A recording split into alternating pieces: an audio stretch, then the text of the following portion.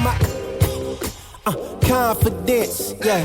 It really shouldn't be no arguments, cause you're now viewing the greatest of all time, saying I can't get better, I promise. So, Erin, thank you for joining us today. Can you just kind of tell our audience members a little bit more about yourself and the chat Black GTP that you created?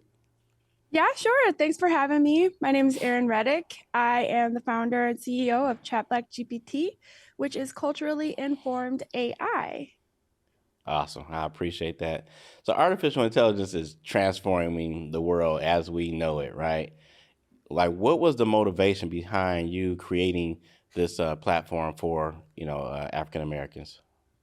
Yeah, so I was actually laid off from tech. I was working at Meta, and I was in this room on Facebook called Black Women in Tech. Mm-hmm. And when I got laid off, I went in that room and I was like, I don't even know if I belong here anymore because I got laid off. I'm not a Black woman in tech. And that triggered me to kind of reclaim myself in this space. And I decided that regardless of what happened, I'm still going to be a Black woman in tech. And I wanted to go into the next most important technology space as possible, which was AI. And I chose generative AI specifically. And when I started doing research, I noticed it wasn't so great for Black and Brown Americans and decided to push back. And I asked the right questions at the right time, which happened to be, is it really the data? Didn't believe so. And I was able to develop my prototype and start to build my company. Excellent. Now, I love your passion in this space right here. And so, as someone who's, has some expertise and background in technology, why is it important for, our voices to be heard in this space as it relates to the AI? It's incredibly important because, first of all, it's an opportunity for us to have a once-in-a-lifetime self-awarded equity frontier. I don't think it's a kind of technology where we have to ask to be included, right? We have access to it in a way where we can build on our own terms. And without our representation in it, we're going to unfortunately fail to have a safe space to interact. And that can lead to exacerbation of the tech divide. Because of the nature of the technology making us faster, better, smarter, if we don't jump in now, we're going to be, the guinea pigs of AI gone wrong instead of being proactive about it being built in a safer way. So it's very important. And the other part is that once it goes in, it can't come out, right? So exactly. We need to solidify our history and our stories in artificial intelligence in an irreversible way. Yeah. Do you believe that we're already somewhat late? Are we late to the game, or is there still time to play catch up or anything? No, I don't think that we're late to anything. It's more of how do we not miss this wave, Mm-hmm. So I would say, obviously, AI, machine learning, it's nothing new, actually. Our access to it is new. And that all happened around the same time for the general public, in my opinion. So I think we're just as capable of keeping up with the pace. We just need to catch up a little bit. Okay, very good. So you partner with an OpenAI chatbot, right? Like, what are your goals for providing access to startup investors and the industry to kind of create more platforms for our voices to be heard? Yeah, so it's not exactly a partnership so much as my prototype and proof of concept was built on the customizable GPT store option that is given through OpenAI. Essentially, it doesn't have any proprietary data layered on top of it, and it is meant to reflect the essence of the algorithm that we're building independently. So in that sense, we have the experience you can have, but when it comes to the product, that is what we're going to be partnering for piloting, making sure that we have pain points addressed, data points captured, and seeing how we can make the best impact on anyone that is working with our technology. Chatbot GPT in itself, we're aiming for it to be free. We don't want to be another barrier to, this kind of technology that kind of goes against what our whole mission is. And so we're partnering with philanthropy. We're partnering with anybody who has, angel dollars that are very flexible in their terms so that we can uplift this project and use our other divisions to help economically support the free offering as well. Very good. So I'm interested. I know I've gone on Chat GTP a couple of times. Like, what is some of the unique questions people ask, or what's one of the most popular questions that are asked on the Chat Black GTP? Yeah, I actually don't have any insight to those specifics, and I Hmm. don't plan to with my own platform either. I don't think how people interact with it is as important as their experience and feedback that they're willing to share. From working in tech, I definitely value privacy. And part of one of the ways we want to promote the use is for even people who have ingrained bias that they're aware of, or maybe not aware of, even so far as racism, for them to have a safe space to explore some of those ideologies within the app and have a non-consequence driven response to some of the questions that may be offensive or hard to process for Black and brown people, face to face. So I don't have that information. I don't plan on harvesting that information. And as far as public interactions, most people just want to test, its Right. black card, so to speak. Exactly. I believe that. So you mind sharing a little bit about the work that you guys are doing with HBCUs? Oh, absolutely. So, a part of what we're doing, obviously, we want to get chatbot GPT into the hands of anyone who wants to build with a safer AI experience, who's Black and brown. And essentially, part of uplifting and bringing more people into the space, we want to partner with HBCUs who have programs that support their interns on a paid basis to work with different companies. And so, from working in tech and working in hiring, I understand the significance of startup experience on a new grad's resume, as well as artificial intelligence on their resume. So, this is an important opportunity for us to tap in and get some of that experience onto resumes of HBCU grads and even high schoolers. So it's such a great opportunity. We're excited to offer. And so what I'm doing honestly is like I think there's a limit, right? There's like 6 interns you can have for up to 3 months. We're Okay. looking for you. We want to work with you. We have a social justice historian, backend engineers, data engineers. We have obviously me too. Okay. And depending on what program you're in and what your experience you're trying to get, we have assignments that you can apply to that are going to be up soon. And we hope to hear from you and your program. So yeah. Excellent. Yeah, as an HBCU graduate, I will be there to support you and make sure I get the entire HBCU family behind you to move to join your movement. So appreciate you sharing that. So there's a lot of conflicting articles out there about the pros and cons of AI, and how it could potentially be anti-black. Mm-hmm. Right? What are your thoughts on that and the impact to the community? Yeah, I don't think it's a potential. I think it's definitely a reality. When it says anti-black, it's the way I kind of try to step back and look at it is that yes, a part of the issue that we're seeing is systemic racism that's surfacing through the data, right? And so I say classic racism is within the data, but modern Hmm. racism in the way you define it as exclusion and not being a part of the building process and the design There you go. process and the Yep. testing process rigorously enough to avoid some of these mishaps that we're seeing. That's the modern racism more than the algorithm, the way it's designed to actually work. So I would say the impact of those kind of shortcomings are extreme and very detrimental. Unfortunately, Black and brown people are kind of becoming, if not the guinea pigs of AI gone wrong. You can Hmm. see that with multiple different versions of how this technology is used, whether that's in courtrooms, assessing, recommitting probabilities, or if it's in the security cameras that are misidentifying people as criminals when they're not, all the way down to like subtle biases when you're Hmm. asking information about certain people where it doesn't tell the whole picture, but maybe some pieces that aren't so flattering. Um, so I've been doing a lot of comparative analysis there, and it gets worse. So, Right. but yeah, that's a few ideas. Yeah. So I dig a lot into AI as well, so I know a little bit around this circle.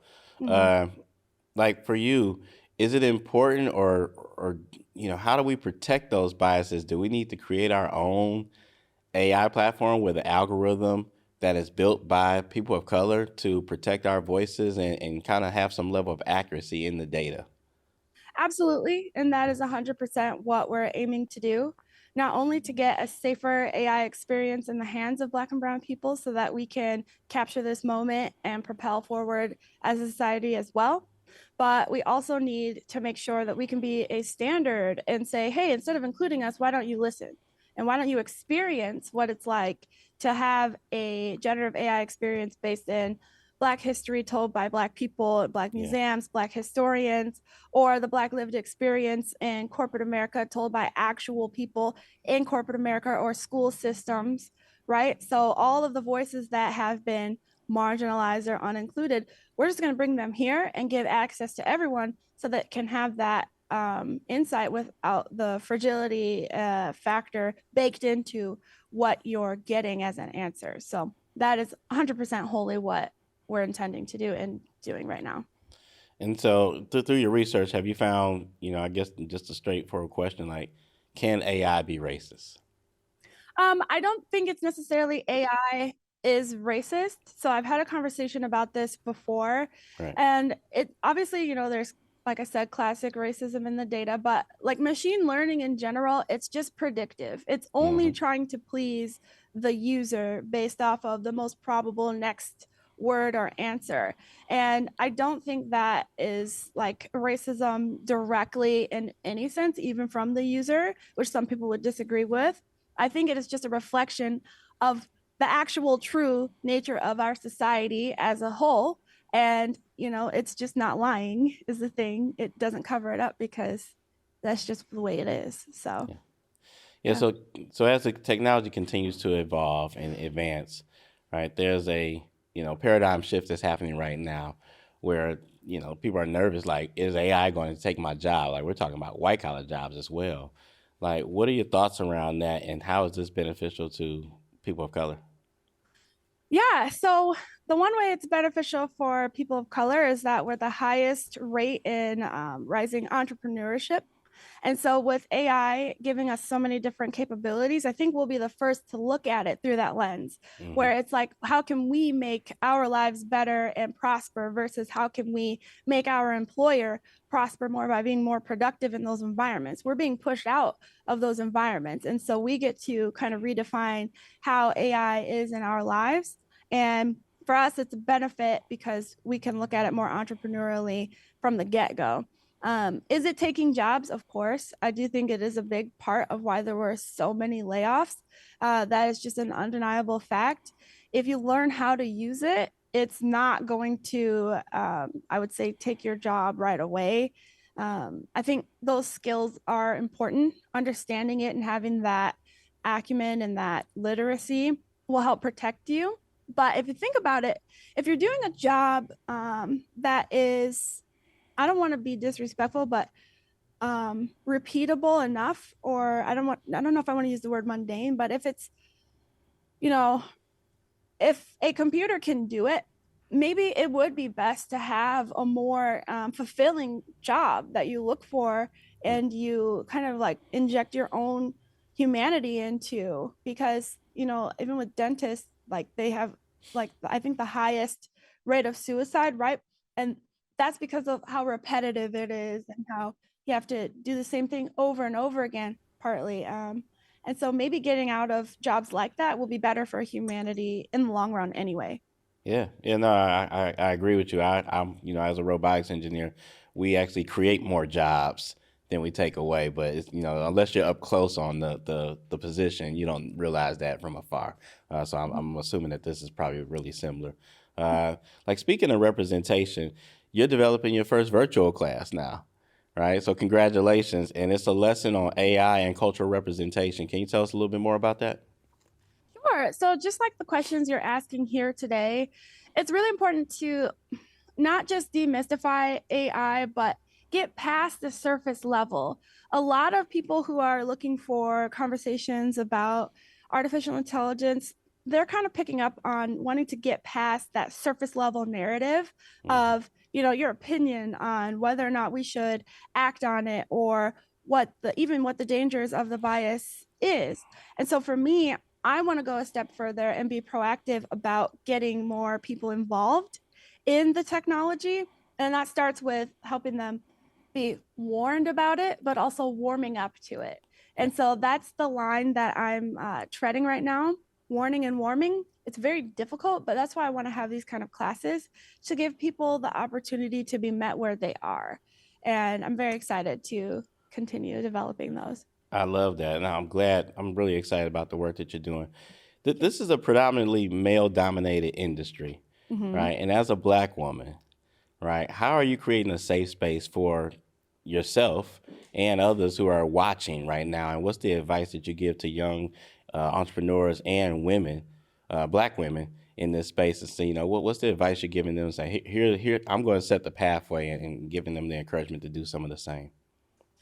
Right. So, I mean, yes, it's male dominated. Yes, it's Asian and white male dominated, but so is a lot of other stuff that makes good money. Let's just be Right. real. There And you we go. need to inject ourselves into those spaces because when I tell you there's Uber and Goober dollars out there to be gotten and had and invested, that is not something to overlook or look from the sidelines on. So, the way that I am manufacturing my support is very intentionally telling my entrepreneur story on LinkedIn. Hmm. So LinkedIn is the only platform that I focus on because I worked with Microsoft. I love Microsoft. I think they have a ton of open source learning opportunity for the public. I can appreciate that. And so I'm building on that platform my story from the very beginning. Every time I have a mishap, every time I feel like I didn't take advantage of this moment, or here was a great opportunity I had to make this advancement because of this environment, I share that. Yeah. So having my lived experience and my learnings public is one way that I'm encouraging people to come along for the journey. It's just a matter of seeing it happen. So I don't want to just pop up like everyone else, like $1 million check for our startup, Yeah. like woo. I'd rather get to the nitty gritty and have that real connection, bring people with me. Yeah, I love that. Man, I'm so thrilled by your passion. Like, how are you continuing to press through the negativity and anything that comes against you, and and not giving up? Do you have a model that you live by, or something that you do to just keep you motivated? Sure. So if you don't speak your truth, you won't be heard. Hmm. That is a big one that I have always kept with me in the back of my subconscious. I was actually raised in a mixed race household. My father is a white man with blonde hair and blue eyes. I'm married to a Ukrainian Okay. man. So, I mean, like, it's nothing that I haven't been exposed to throughout my whole entire life and my personal life. Like Yeah. there's differences, but you can be appreciative on both sides in all ways. And I think that because I have that lived experience, my lens is not super duper like pro black f everybody else. It is Hmm. truly embodying inclusion, and that's why I want everyone to use my app, whether you're looking to enhance your allyship, understand your own biases, just generally curious and tired of bothering black people. Like Hmm. it's for you too. And so I actually don't pick up on or experience a lot of hate or negativity because my brain already works differently. I think just from being raised in a diverse environment and being in the marriage that I'm in. So, I mean, yeah. Yeah. No, thank you for sharing that. I mean, you're out here breaking glass ceilings, so that's dope. I appreciate you sharing that. I mean, you're on a speaking tour right now regarding AI. Like, what's next for you? Yeah, so I'm actually about to start filming on a web series show called Tech Me As I Am. Okay. She's wonderful, and I'm excited for the work we're doing here. But essentially, it's talking about how you can bring your full self into like your entrepreneurship journey and how important it is to think from like your experience and how they shape what you're moving forward Yes. on. And so I have this one. I'm planning on going to San Francisco to attend a conference I was invited to. And then I will be off to Seattle for a conference. And then I have speaking event in Philadelphia, and then New York, and then speaking in Florida. So, and then I'm looking at adding in Atlanta. So I'm just kind of moving around, making relationships in different cities around the US, because I refuse to build this in a silo. Yeah. Right. If it's truly going to reflect the community, I need to be in it, not just behind my screen. So, yeah. Amazing. And what's next for Chat Black GTP? Yeah. So we're piloting, right? And so when you get to a certain point in your startup where everybody knows what you're trying to do, they're waiting for the release. We're not getting any younger here. So we're pushing closer to version 1 launching, which we hope to do in June. That is what our goal is. And with that, we have other business divisions that we're uplifting, that we want to actually complete an ecosystem of AI for good. So we have consulting, which we have a risk management framework playbook for Black degradation that will be publicly available. You can validate some of those concerns and vulnerability points you may have with our consulting team. If you want to test those concerns that are validated, we're building out a specialized red team for that. And if you just want to have a custom model of your own, you can just grab one of those too. So we're piloting so that we can get those validation points, those data points, those pain points, and start to build a better case for strong philanthropy dollars and strong angel investment, which we have a lot of eyes on us already. So very excited. I'm excited for you. That's awesome. So can you tell our audience, like, how can they gain access to Chat Black GTP? Yeah, so right now you can use the OpenAI app to access the basically non-proprietary data infused version. So there's a 3.5 version, which I didn't realize they actually open up this store to anyone. So if you don't have an upgraded version, you can still access Chat Black GPT. It's just not going to be as good as the upgraded version. So it's going to give you like the diet Chat Black GPT custom model. If you want the true experience of what we're trying to reflect our standalone app will offer, then you need to upgrade for that $20 and use Chat Black GPT through the store in that way. And so I don't get any of that money. I'm not promoting them. The only reason I'm suggesting it is because you also have the opportunity to then build your own customizable GPT with that upgrade. And I think everyone should have and be encouraged to take the opportunity to explore the technology themselves. And I'll have a couple webinars on how to do that too. So yeah, Okay. that's where you can go. Very awesome. A huge thank you to Erin for sharing with her insights with us today. Erin, would you mind sharing with our audience how they can find you on social media, your website, and more about how we can just continue to gain insight about Chat Black GTP? Yeah, so right now our website is under construction. We want to have a waiting list available, as well as kind of more information on the different divisions. And because it's so complex, we want to tell the story right. So if you want to understand more, then my LinkedIn is the best place to do that. It's just Erin Reddick on LinkedIn.